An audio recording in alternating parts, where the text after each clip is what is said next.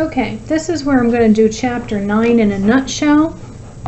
I'm only going to cover, normally I cover this with other higher level differential equations that we do in the second semester, but you are going to know how to do separable differential equations without a calculator on your exam. So I'm just going to cover what you need for the exam, and again we're going to go back over this in the second semester when we talk about differential equations of different orders. Okay, for right now you're just going to be dealing with separable or first order differential equations and their respective slope fields. So what is a differential equation? Well, it relates derivatives to other functions. So a differential equation relates a derivative to some other function.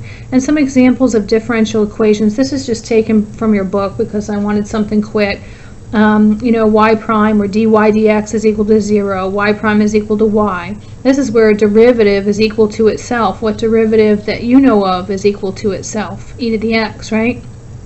Here's another form. Math that they write it in. I could have written y prime, but same thing, or y double prime. And there's something called order with differential equations, and the order is just the highest order derivative. You really don't have to worry too much about this, because even as we go on further into differential equations next semester, you're pretty much, you might see a second order differential equation, but that's about the extent of it. You're going to be doing some other types. So for the most part, your highest order that you'll be dealing with, especially for the semester exam, is a first order. So because this is just one derivative, we call it a first order. If it's two derivatives, we call it a second order. If it were 10 derivatives, we call it a 10th order differential equation. So I just wanted you to be aware of that. Okay, now the solution, there's two. There's a general solution and then there's an exact solution.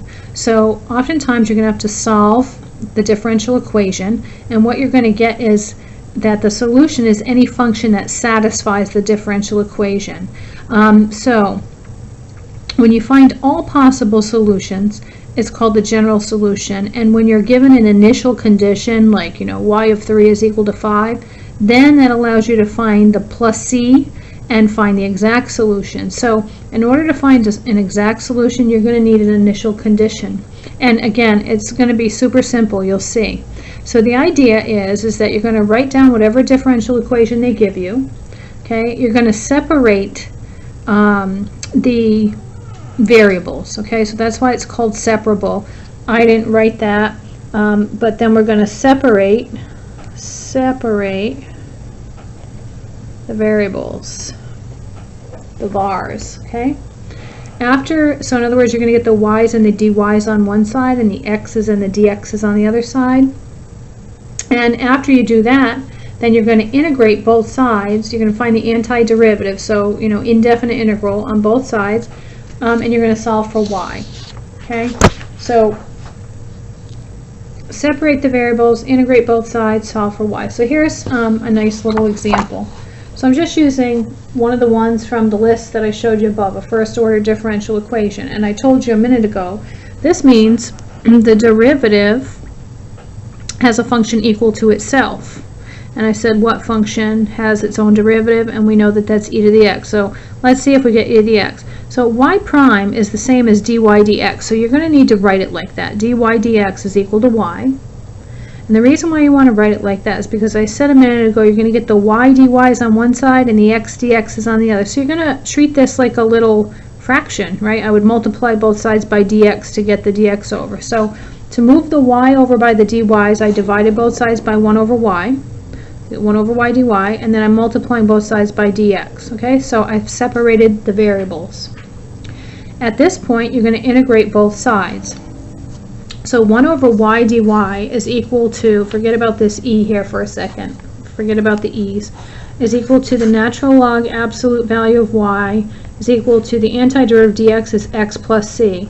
Now you might be thinking, why didn't you put a plus c on the left side? Shouldn't I get a plus c?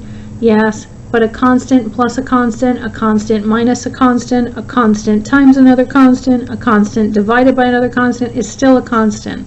So it doesn't matter. So we only do 1 plus c and it's always on the right hand side. Okay, Well, how do I solve this thing for y? Okay, I've separated the variables, I integrated both sides. How do I solve this for y? Well, because this is a natural log, I have to exponentiate both sides. And here you're going to have to be a little bit careful. When I exponentiate this, those cancel, I'm left with y.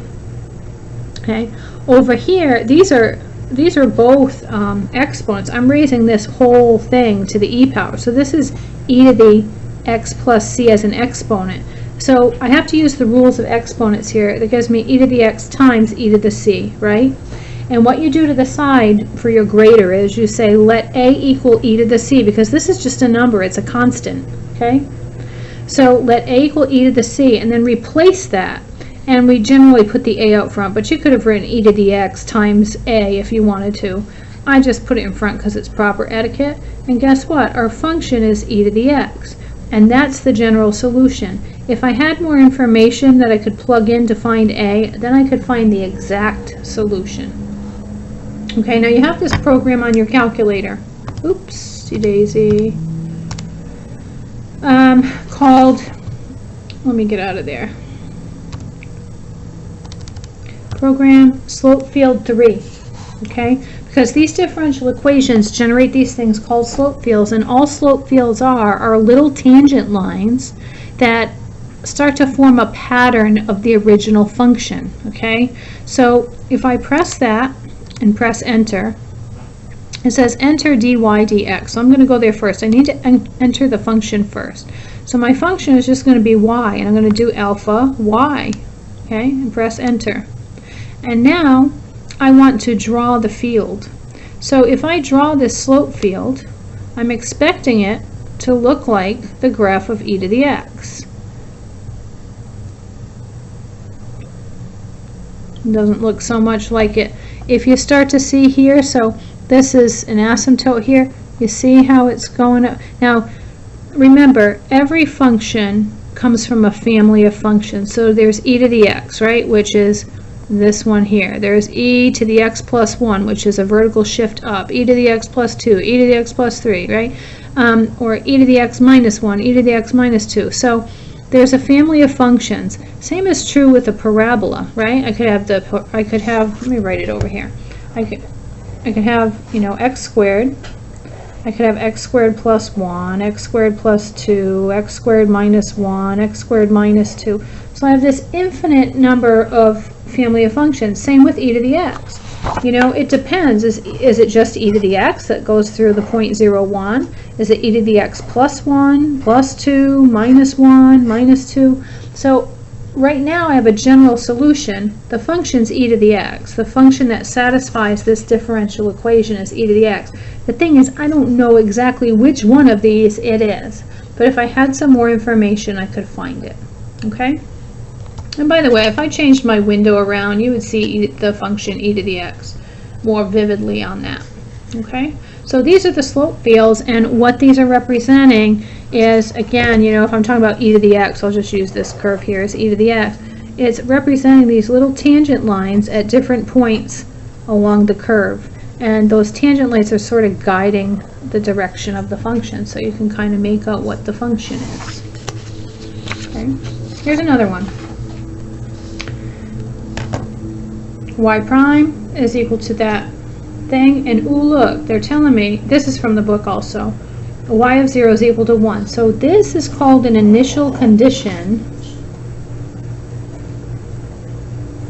It's going to allow me to find my plus c or my a, you know, whatever it happens to be.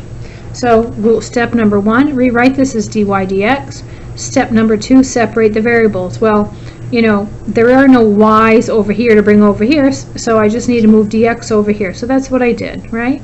The y's are here, the x's are here. Now I can integrate both sides. And when I do that, I notice that on the right hand side I'm going to have to use some u substitution, but thankfully it's a pretty simple one, so not that big of a deal. I went ahead and chose the denominator to be u, found du, and of course du is sitting right here, 2x dx, so what I get is 1 over u du here. Okay, so now when I integrate this I get y. When I integrate this I get the ln of absolute value of u plus c, but then you back substitute what u is, and there's your general solution, right? If I want the exact solution, I want to know, is this plus 1, plus 3, minus 5, what is it? Okay, well, that's why the initial condition was given. Once you have this, just plug 1 in for y and 0 in for every x and solve it. Okay, so that's what I did. I put 1 is equal to the ln of absolute value of 0 squared plus 1 plus c. 1 is equal to ln 1 plus c. ln 1 is 0. So c is equal to 1. And so what you would want to do is say the exact solution is, so you see the exact solution, you're just writing the same exact equation, but instead of writing plus c, you're plugging in the value that you found for c. That's it. We have another one here. Yeah. Here's another one with an initial condition, right? So that means I'm going to be able to find the exact solution. Here's my differential equation. I move x over here, move y over here, so I've separated my variables. Integrating both sides, I get y squared over 2 is equal to 3x squared over 2 plus c. Okay, multiplying both sides by 2. Now again, remember, when I multiply this term by 2, the 2's cancel, I get 3x squared. 2 times c is a constant, so you just put plus c. You don't have to multiply that 2 there. Okay, it's all going to work out. So y squared is equal to this plus c. And now all I have to do is go ahead and plug in my 0 for y and my 1 for x, and that's what I did. And it looks like c is negative 3. And there's my differential equation.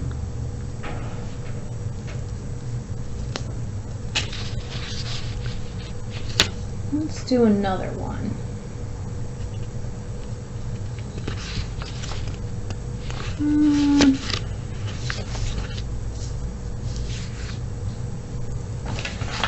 Well, I can't see. I mean, the other ones in the book are, there's so many.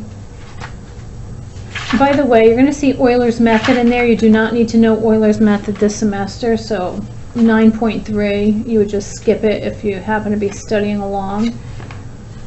But perhaps,